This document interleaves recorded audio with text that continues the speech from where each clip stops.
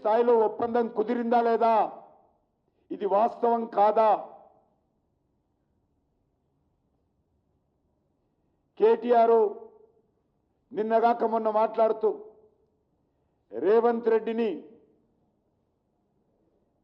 రాహుల్ గాంధీ ముఖ్యమంత్రిగా తప్పించాలనుకుంటున్నాడు,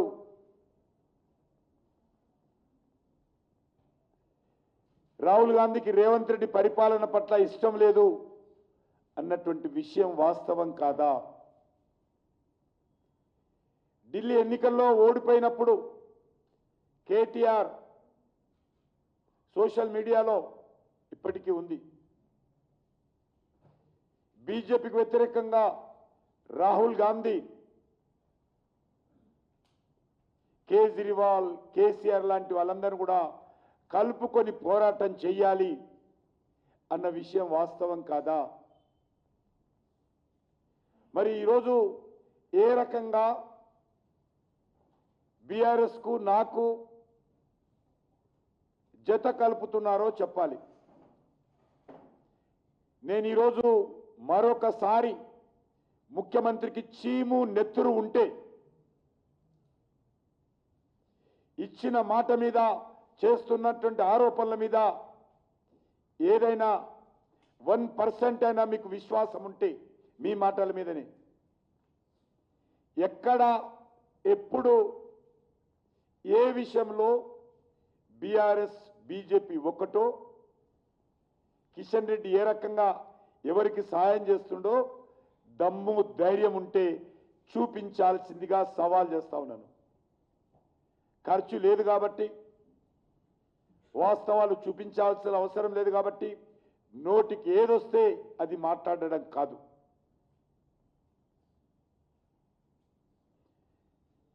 phone tapping case ఏమైంది, విద్యుత్ కొనుగోళ్ల కేసు ఏమైంది, ధాన్యంలో అక్రమాలు ఏమైంది, భూముల కుంభకోణం ఏమైంది, అనేక మంది ఎమ్మెల్యేల మీద మంత్రుల మీద ఊరూరుకు తిరిగి ఛార్జ్షీట్ పెట్టావు కదా బీఆర్ఎస్ ఎమ్మెల్యేల మీద.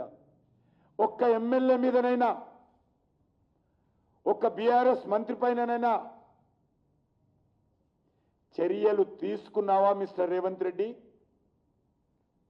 ప్రతి ఎమ్మెల్యే మీద ఊరికి తిరిగి అడ్డంగా మాట్లాడుతూ వీడు వాడు,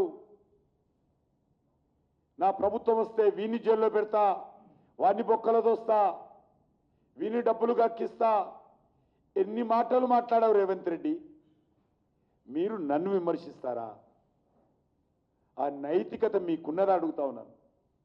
కిషన్ రెడ్డి ఏంటో, భారతీయ జనతా పార్టీ ఏంటో తెలంగాణ ప్రజలకు, దేశ ప్రజలకు తెలుసు.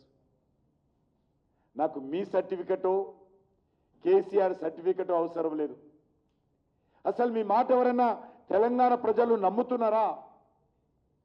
ఏ ఒక్కరైనా అసలు మీ పార్టీలో నీ మీద నమ్మకం ఉందా? మీ మంత్రులు నమ్ముతున్నారా? క్యాబినెట్ బయటకు వచ్చినాక మీ మంత్రులు ఏం మాట్లాడుకుంటారో ఒక్కసారి విన్నావా? మీ మంత్రులు బయట మిగతా పార్టీలతో కలిసినప్పుడు, మిగతా కార్యకర్తలతో కలిసినప్పుడు మీ విధంగా ఏ రకంగా మాట్లాడుకుంటారో ఒక్కసారి అవగాహన చేసుకున్నావా?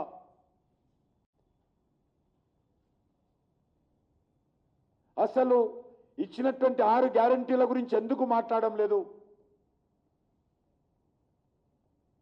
ఈరోజు 6 గ్యారంటీలు పూర్తిగా వైఫల్యం చెంది ఒక్క గ్యారంటీ కూడా అమలు చేయకుండా 420 సబ్ గ్యారంటీల పట్ల పూర్తిగా తెలంగాణ ప్రజలకు వెన్నుపోటు పొడిచి, దగా చేసి, నమ్మక ద్రోహం చేసి నటువంటి పార్టీ ఈ కాంగ్రెస్ పార్టీ. మీకు బీఆర్ఎస్ పార్టీకి ఏమీ తేడా లేదు. మీరు ఇక్కడ నుంచి తెలంగాణలో కాంట్రాక్టర్ల దగ్గర, రియల్ ఎస్టేట్ వ్యాపారస్తుల దగ్గర, ఫార్మా కంపెనీల దగ్గర, పరిశ్రమల దగ్గర బెదిరించి వేల కోట్ల రూపాయలు వసూలు చేస్తున్న విషయం వాస్తవం కాదా? మీ పార్టీ వసూలు చేసి ఇప్పుడు జరుగుతున్నటువంటి బీఆర్ ఎన్నికలకు వందల కోట్లు మోస్తున్న విషయం వాస్తవం కాదా? ఇక్కడ పేద బడుగు దళిత విద్యార్థుల ఫీజుల రీఎంబర్స్మెంట్ చెల్లించకుండా కళాశాలలు బంద్ పెట్టేటువంటి పరిస్థితి వచ్చిందంటే, ఒక దిక్కేమో బీఆర్కు కోట్లకు కోట్లు మోస్తారు, హర్యానా ఎలక్షన్స్కు మోస్తారు, ఢిల్లీ ఎలక్షన్స్కు మోస్తారు, జమ్మూ కాశ్మీర్ ఎలక్షన్స్కు మోస్తారు, ఒరిస్సా ఎలక్షన్స్కు మోస్తారు. గత జనరల్ పార్లమెంట్ ఎలక్షన్స్లో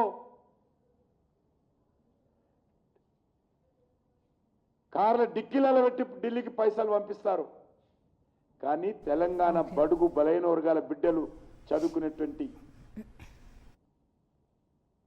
కళాశాలలో వాళ్ళ ఫీజు రియంబర్స్మెంట్ చేయడానికి మీకు మనసు రాదు. కాంట్రాక్టర్లకు పైసలు ఇస్తావు, ఆరోగ్యశ్రీ పేద ప్రజలు వైద్యం చేసుకుంటే ఆరోగ్యశ్రీకి పైసలు ఇవ్వవు.